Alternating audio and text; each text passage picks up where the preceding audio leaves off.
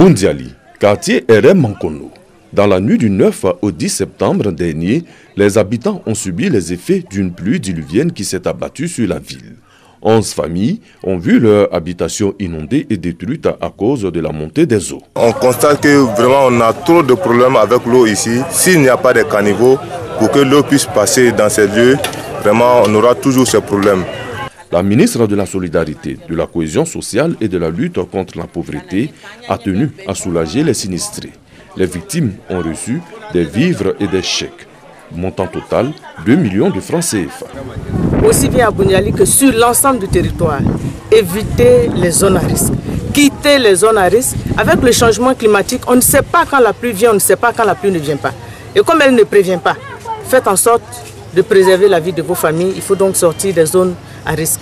À Tombougou Samorasso, 5 victimes ont également reçu leur chèque dans le cadre du soutien du ministère de la Solidarité, de la Cohésion sociale et de la lutte contre la pauvreté aux victimes de la crise qu'a connue le pays.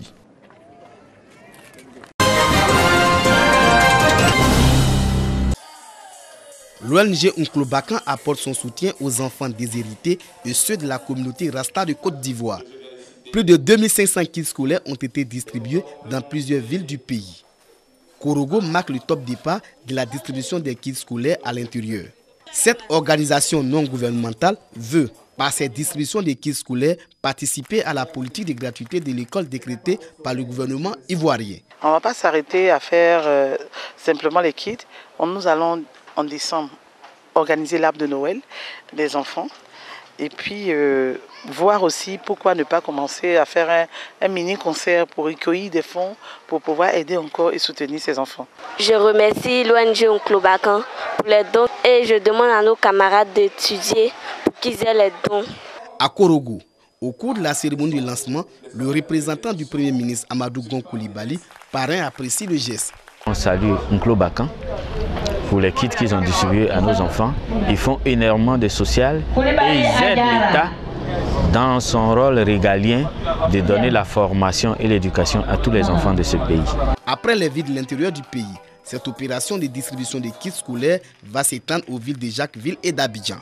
L'ONG Onklo Bakan agit dans les domaines de la santé et de l'éducation des enfants déshérités et ceux de la communauté Rasta.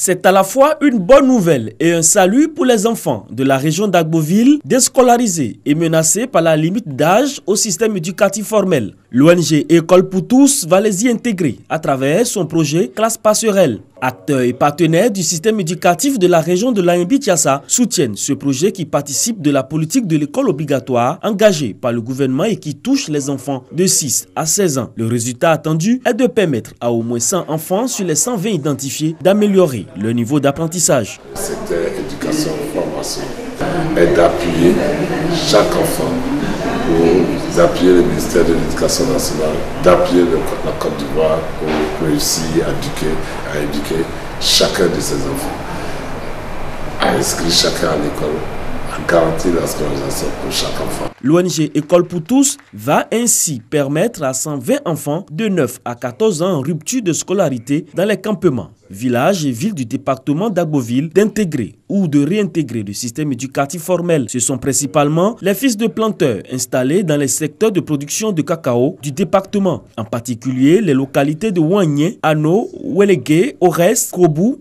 Grand Morier et Laoguier. Les inspecteurs de l'enseignement primaire et préscolaire, les responsables COGES, directeurs et présidents de coopératives sont appelés à s'impliquer dans le dit projet pour sa réussite. Je voudrais demander aux animateurs qui ont été formés pour prendre les enfants en main de faire le travail de façon consciencieuse, telle qu'ils ont été formés.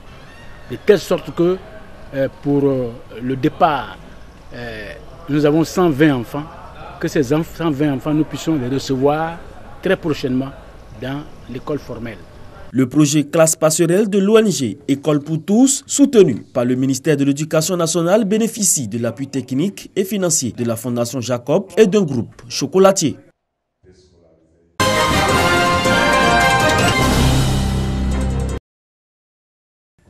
Dans ce camion qui sort des vastes plantations de palmiers à huile, des graines à livrer à l'usine de transformation de Bolo, village de la sous-préfecture de Guéyo dans la région de la Nawa. Désormais, l'huile obtenue des graines produites dans cette partie du sud-ouest de la Côte d'Ivoire est reconnue huile certifiée. En clair, une huile de qualité et durable. La culture de ces graines a très peu d'impact sur l'environnement et respecte autant la biodiversité que les producteurs. Il était important que nous nous engagions dans la certification RSPO pour conquérir de nouveaux marchés, pour permettre une meilleure vente de notre production sur le marché international et permettre à la Côte d'Ivoire de bénéficier des retombées de la production d'huile de palme. Cette société internationale implantée dans la région de la Nawa devient ainsi la première dans la filière huile de palme en Côte d'Ivoire et en Afrique à être certifiée.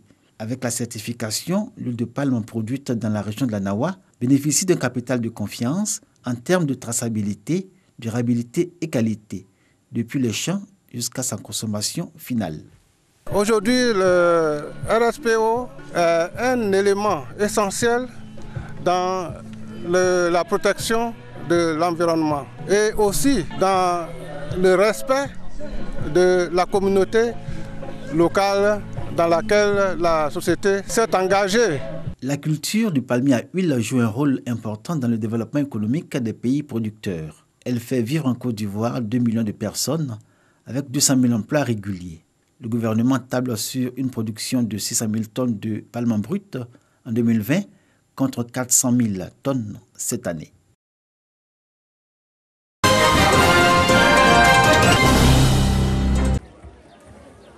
Investie présidente de la mutuelle de développement de Gré-Bré dans la sous-préfecture de Gagnoua, Eugénie Grobli devient la première femme présidente de mutuelle dans la région du Gor. Elle conduira désormais les destinées de cet outil de développement. En présence de Karidiatou Gonkoulibali, marraine de la cérémonie, Eugénie Grobli s'est engagée à œuvrer pour le développement du village de Gré-Bré. Aujourd'hui est un jour spécial parce que c'est l'investiture de la femme. Femme porteuse de vie, porteuse de développement. À l'époque, nos parents, Gré-Bré et sa population ont fait un travail d'excellence. Ce village a été lauréat de la Coupe nationale du progrès. Quant à la marraine Karidiatou Gonkoulibali, elle a invité la nouvelle présidente de la mutuelle, les filles et filles sont de Gré-Bré, à travailler dans l'union, l'entente et la cohésion. Je suis venue répondre à l'appel du développement et du progrès social. Je suis là pour témoigner de mon engagement aux côtés de mes parents de Gré-Bré, à contribuer à leur bien-être. Pour l'occasion, la population a formulé des doléances, notamment la construction d'un château d'eau et d'un centre de santé intégré. Doléances acceptées par Karidiatou Gonkoulibali, qui a promis la construction d'un centre de santé dans le village en vue de soulager les populations.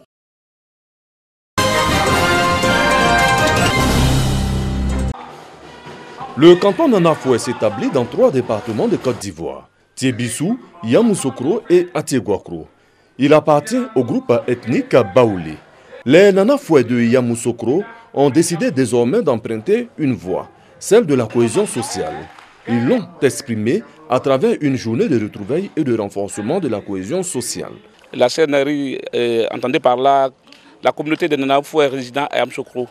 Elle a donc pour vocation de promouvoir l'entraide, la solidarité et le développement économique de notre département. Le développement à travers des projets sociaux communautaires, l'entraide, la solidarité et l'union dans le canton sont d'actualité. Une nouvelle démarche qui séduit et qui est soutenue par les cadres. Il est bon de savoir que les Nanafoué de Yamoussoukro sont répartis dans 34 villages. Le chef-lieu d'origine est Atiéguakro.